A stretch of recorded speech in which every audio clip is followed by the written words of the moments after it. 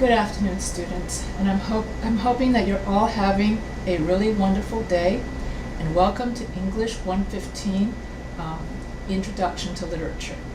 So we're now in week 2, and we're going to cover more about story structure and plot.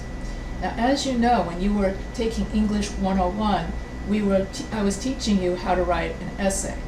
And so an essay differs from a story in that when we write an essay, we want to write an introduction, 3 body paragraphs, and a conclusion. And so instead, when we write a story, a story structure is quite different than essay structure. And so story structure is composed of a beginning, a middle, and an end. Just like an essay, there's a beginning, a middle, and an end. However, in an essay, the focus is about analysis and informing the reader of your topic. Whereas in a story, your emphasis is on getting your reader to empathize with your character, getting the reader to be interested in the events in your story, and getting your reader to feel emotional about the story. And so so story structure differs from essay structure. Now, in essay structure, I taught you about the 5-paragraph essay structure, where your thesis statement has to match your topic sentences. And you have to have a thesis statement and then 3 body paragraphs. Now, when we write our literature essay, our reader response essay, you're going to do just that. But first, before I go into all of the essays and reader response journals, first I want to explore, what is a story? What is it about a story that fascinates us?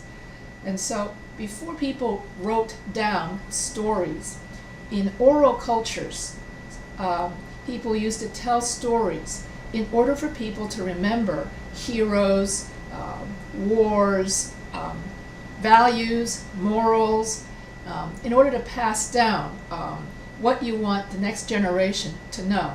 And so in order to teach young children or the next generation about courage, you would tell them a story about courage.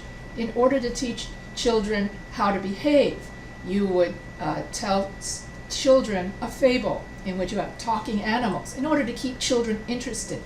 And so it's through stories that oral civilizations, as well as written civilizations like ours, learn our culture, learn our traditions, learn who our heroes are.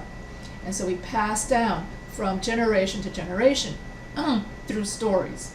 Also, stories are an effective means for the storyteller to remember all the different family names, all the different society, values. In Chinese literature or stories in Chinese were originally created to teach children morality. And that was it. It was because Confucius believed that a moral society starts with children getting an intense education in morals. And how do you keep children interested in what you're saying? Stories.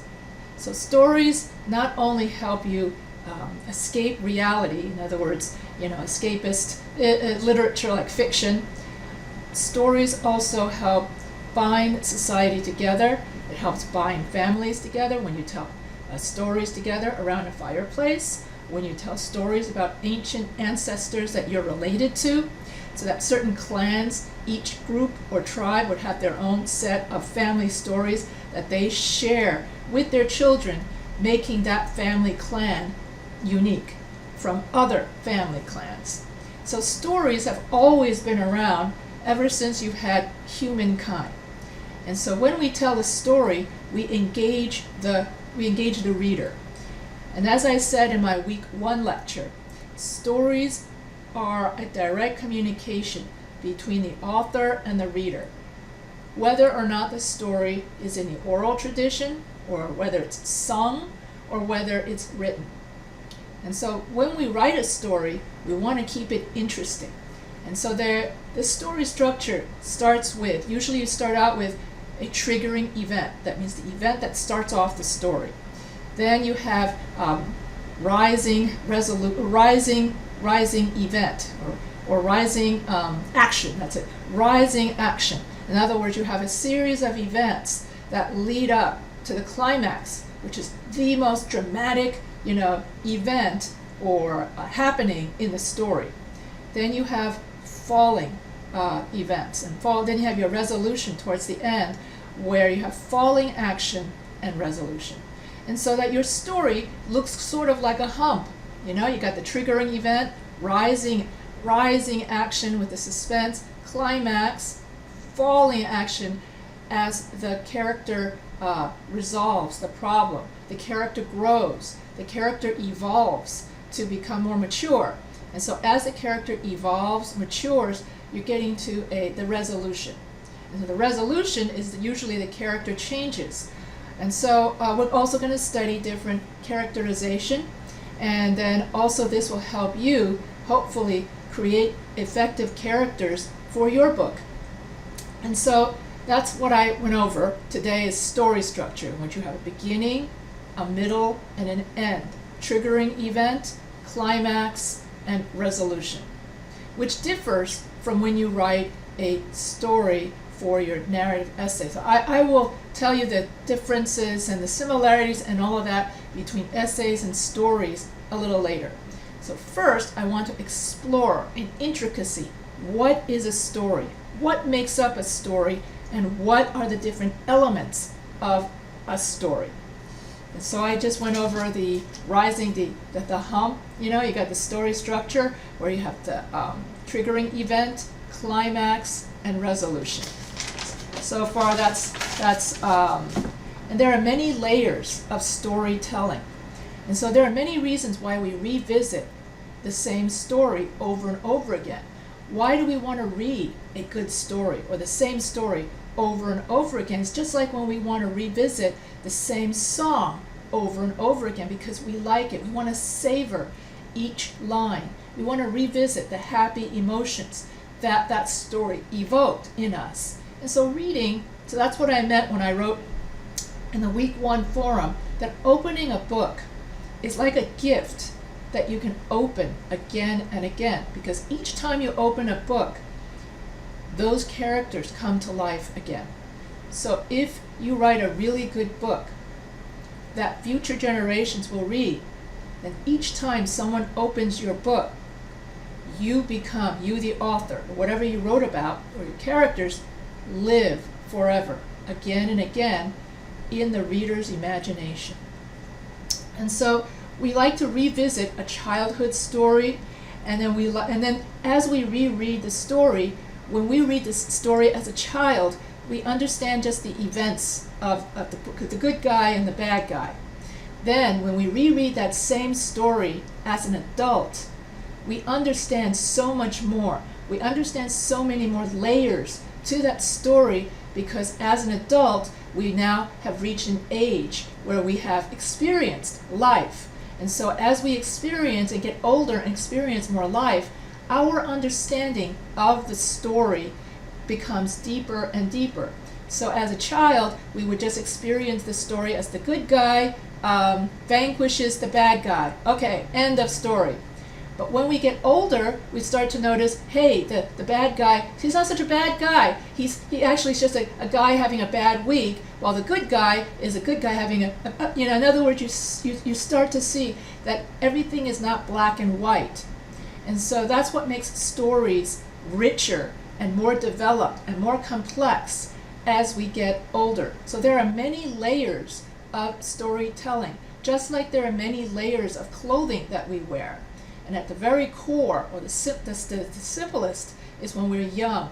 Jean Piaget, is a child psychiatrist, and he was an expert in child development.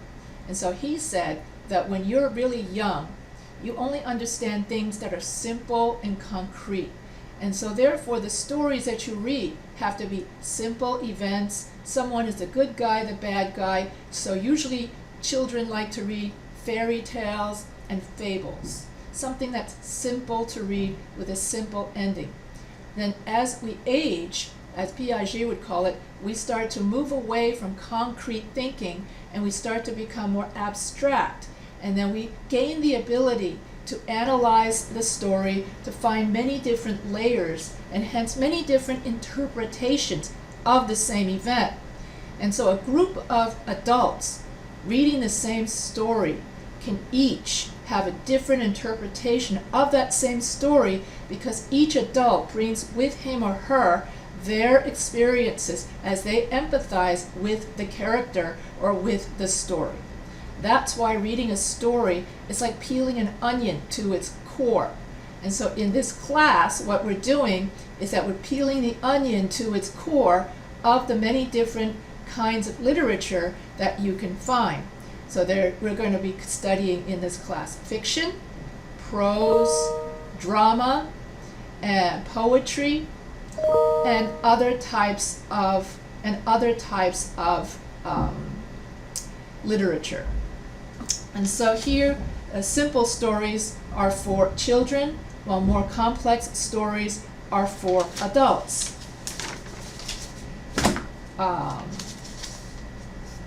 And so stories, not stories, children love fairy tales. So when we write a story, so it's not just about the reader, but it's also like someday if you want to write your own story, you want to write a story that will engage the reader, that will keep the reader interested and wanting more. As a result, you want to follow the classic story structure of triggering event, then you build the suspense. It's in building the suspense is how you get the reader to care about your character, to empathize about your character, until you reach the climax where it seems as if it's impossible for the character to solve that problem. Like the world is about to explode, or the character is about to implode, or someone is about to eat Little Red Riding Hood's head. The wolf is about to clamp down his jaw right on her neck. Okay, so that's the climax. She's about to get killed. And then the resolution, which is how you solve the problem, would be that the character either learns to fend off the wolf and fight for herself, or a very kind carpenter happens to come by the woods and cuts the wolf's head off its neck, and that would be the denouement, which it means the ending or the resolution of the story. And so as long as you follow classic story structure, and this is very different than when I taught you 5-paragraph essay structure, isn't it? For those of you who were in my English 101 class, you're like, that's not what she taught in English 101. Nope. In English 101, all I kept saying was thesis statement, and all that sort of stuff. And here I keep saying triggering event, rising action, climax, and resolution. So it's a different animal. And so when we write a story, it's different than when we write an essay. When we write an essay, we want to analyze the story. We want to analyze the interpretation or our interpretation of the story. That's where essay writing comes in this class. So you still will be writing essays, but you'll be writing essays when you analyze the characterization, the plot, whether the character is round or flat or dynamic. I'll go over those terms later. And so basically, essay writing is more like how you do an analysis, just like you would in English 101, where you analyze the pros and cons of your topic. And so here in this class, you will be analyzing the different symbolism, the interpretation, and you're going to learn all the literary elements that we will cover. And so I will go over the 9 literary elements that you're going to write about for week 2, because your week 2 essay will talk about, you have to know these 9 literary elements, and then you're going to analyze a piece of literature based on these 9 literary elements. And so here, now that you're an adult and you're reading a story, you bring with you your experience, your life experience. You're no longer a small child. And so now you're at an age where you can peel away the onion or the layers of clothing, and then you can get to the core of the story. And one thing that's important to note, there is no right or wrong answer to an interpretation. There's no this is the way the teacher wants to see it. This is the way so-and-so wants to see it. It's totally your interpretation. That's what makes literature exciting, because you bring your unique experience to the table. And that's why each person's literature paper will be different, because it's based on your input, not what I think.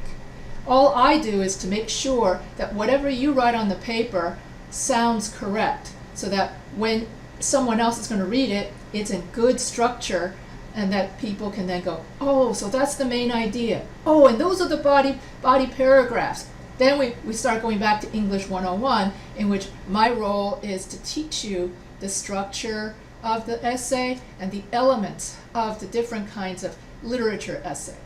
So let me get started on the 9 literary elements. Okay, so the first word you're going to do is conflict. What is conflict?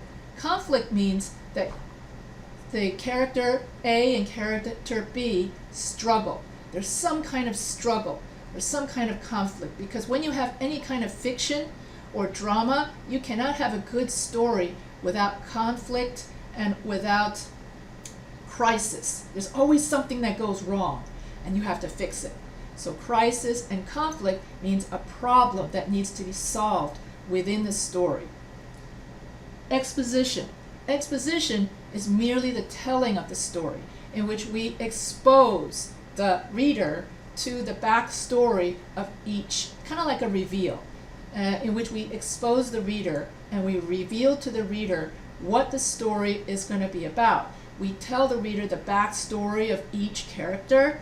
We tell that's why the beginning of books tend to be a little bit boring, because you have to take in the background, you have to take in who each character is, and you have to take in the atmosphere. So that is the exposition, that is the telling of the beginning of the story in order to set the background. So exposition is the beginning, the backstory. Protagonist. Protagonist is the hero of the story. He or she or they are the hero, in other words, they're the ones who's usually they're the ones telling the story. Okay, that's another one. That's called point of view. So I'm going to go over that in a second. But protagonist means the hero or the main character. Antagonist means the person against which the hero fights against. In other words, villain, the bad guy, or the person that causes conflict with the protagonist. So usually the protagonist and the antagonist are at odds with each other. And it's this conflict and struggle between the protagonist and the antagonist that makes the story fascinating to read. Suspense. Suspense is when you first have the triggering event. So let's take an example, like Little Red Riding Hood. So the triggering event is the first event of the story, of any story. So in this case, in Little Red Riding Hood, she decides she's going to go across the forest, which is considered dangerous, to take as a shortcut to get to her grandmother's house. Now, everyone tells Little Red Riding Hood not to go through the forest because the big bad wolf lives in the forest. But she doesn't listen, so she decides that she wants to take the shortcut anyway. So that's the triggering event, along with the exposition where I had to explain to you how the forest is dangerous, how she doesn't listen to anyone when everyone tells her not to do it, but she does it anyway. So that's exposition. Then you have the suspense. What is it like as she walks through the forest and she notices that it's so quiet? There's something eerie about the forest. And then she sees the wolf. And then the wolf bites her in the neck or something like that. So the events leading up to the climax is known as the suspense. It's also known as rising action. In other words, the tension of the story rises and rises and rises. And as a writer, that's a fun part to write, is how you're going to get the reader to hold on to his seat by making the action as you write the paper, or as you write your story, as you make the action more and more exciting. And that's suspense. So first let me go over conflict, which means the struggle between protagonist and antagonist. Exposition, the background, the telling of the background of the story. Protagonist, the hero. Antagonist, the villain. Suspense, rising, action to the climax. Point of view. Point of view is who is telling the story. Is it first person case? In other words, I'm telling the story. Is it second person case? Or is it third person omniscient? In other words, you are telling the story as the third person. So you, instead of saying, I went to the grocery store and I bought my groceries. So that's first person. Then if I said, Jan Smith went to the store and she bought some groceries, that's third person case. And in case you were in my English 101 class, you're thinking, oh, do we have to listen about third person case again? That's all she talked about in English 101, is to write in the third person case for a more professional tone. Yes, third person case in storytelling means that you're the distant narrator, and you're telling the story, and you know the thoughts of each and every one of the characters. You keep a distance from the story, and that creates the distance. Instead of saying, I went to the store, I would say, Jan Smith, she went to the store. That's third person case, also known as omnipresent narrator. So that's point of view. So many different points of view.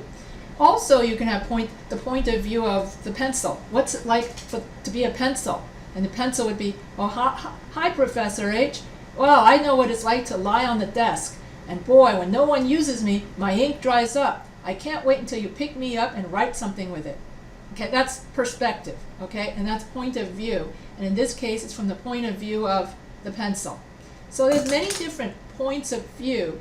In other words, who is telling the story that affects the story. If you use first person case, it makes the story more personal. And if you use third person case, that means that for some reason, the author wants to put some distance, okay? Usually, and that's a good effect. And then foreshadowing. Foreshadowing means that the author gives hints in the story about what's going to happen later on. And so, let's see. Yeah, the author gives hints. And so, like, for instance, Little Red Riding Hood, and you have her, in the beginning, you have the grandmother. For instance, you could have the grandmother telling the story. That could, in other words, if you write your version of, it's a flashback, okay? And the grandmother is telling the story of how her granddaughter overcame danger.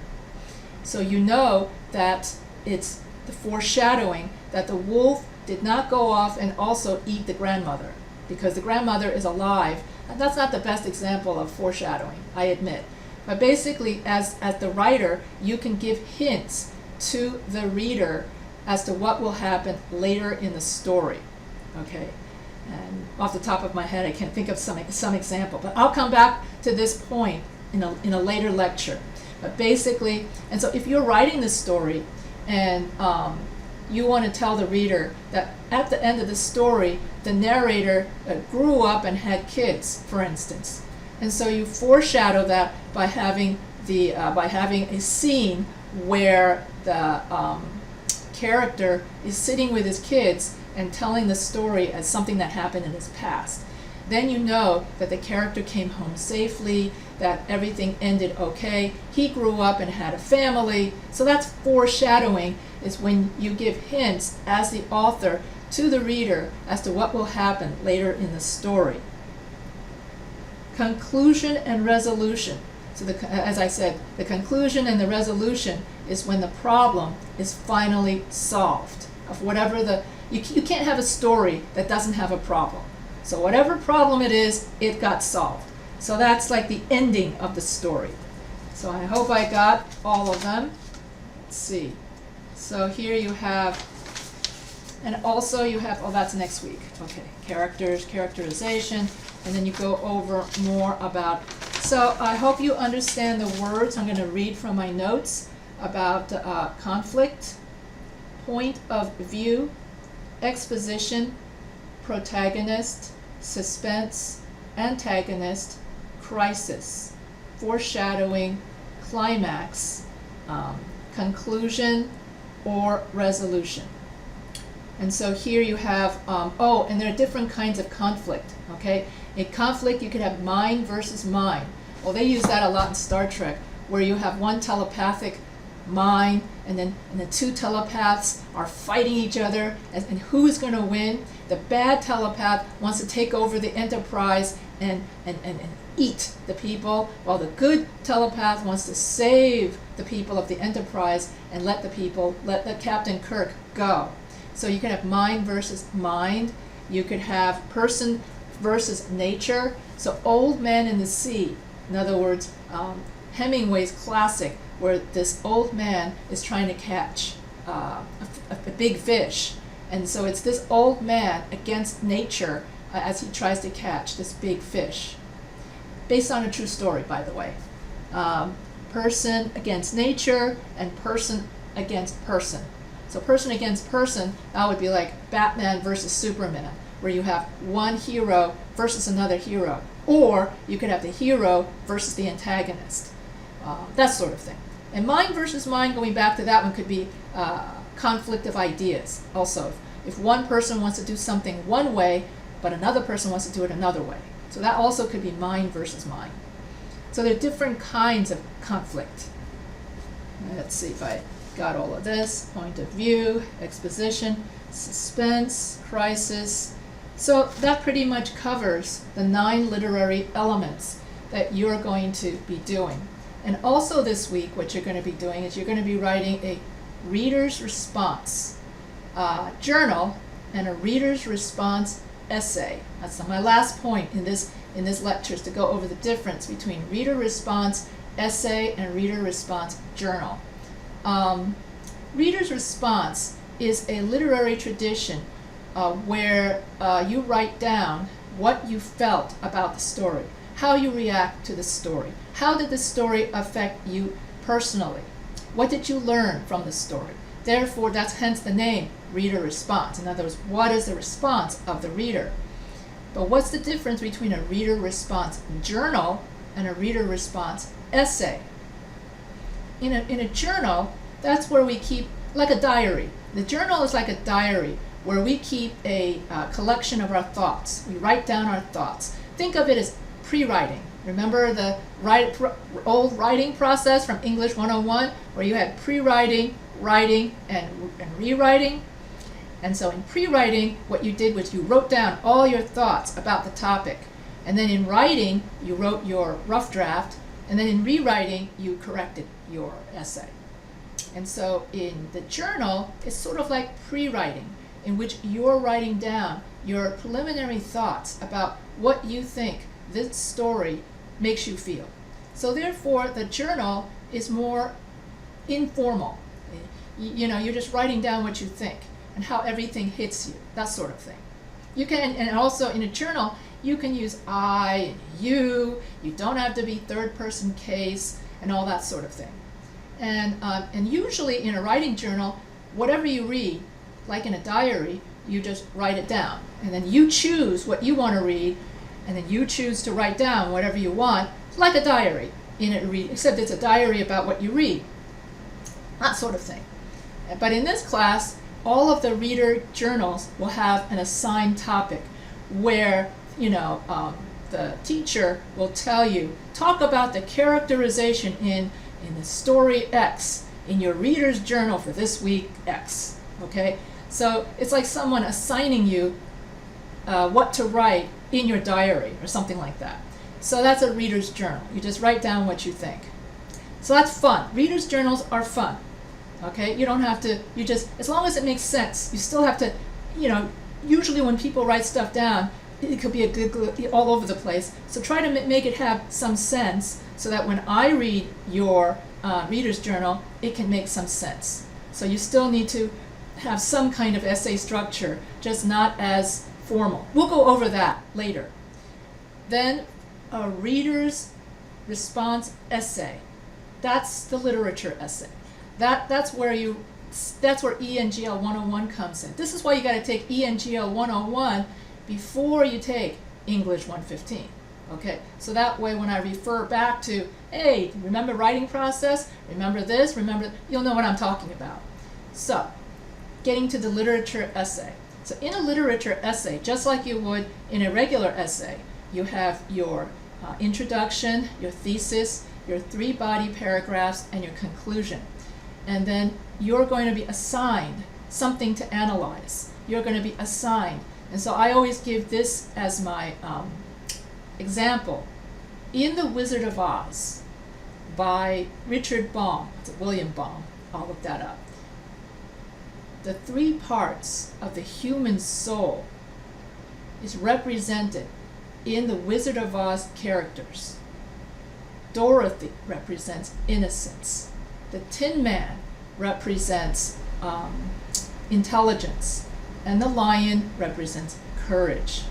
So therefore you've got innocence, intelligence. Oh, and also the Tin Man also represents love also.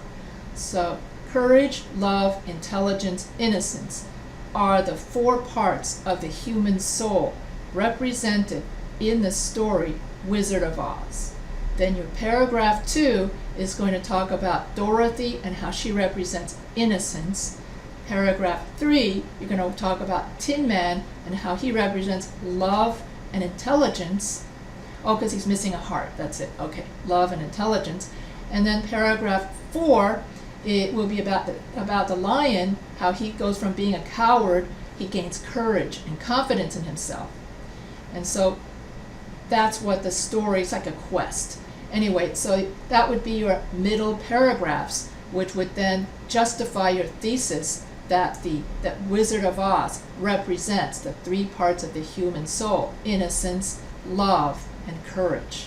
You see. Then your 3 body paragraphs would be innocence, love, and courage. So this sounds a lot like your English 101. So that at least in that aspect, that's the same. What's different is that you're the one that's going to come up with what does something symbolize, because the writing prompt will simply say, what is the symbolism in story X? And then it's up to you to decide what you think and how you interpret that story and what the symbolism. That's what I mean why each adult brings with him his and her or their experience, and each interpretation is unique to that person. And that's what makes literature exciting, because literature, a good piece of literature, has many layers, many different interpretations, many different ways of seeing the same story. And that's why when we read good literature, we're able to empathize with the character, and we learn other ways of thinking. We learn diverse ways of thinking. We learn to respect someone's thinking that's opposite to ours.